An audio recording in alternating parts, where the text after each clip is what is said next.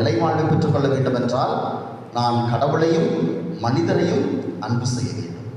அது வெறுமனே சிந்தனையிலோ இதயத்திலோ மட்டுமல்ல, வெறும் வார்த்தையால் மட்டுமல்ல, என் செயலாலும் நான் அன்பு செய்கிற போது மட்டும்தான் நான் கடவுளை அடைய முடியும், நிலைவாழ்வை பெற்றுக்கொள்ள முடியும்.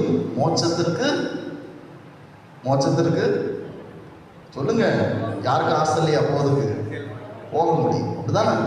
அப்ப அதை செய்வதற்கு இன்றைக்கு நல்ல சமாரியன் ஓமையை இயேசு நமக்கு அருமையாக எடுத்து வைக்கிறார்.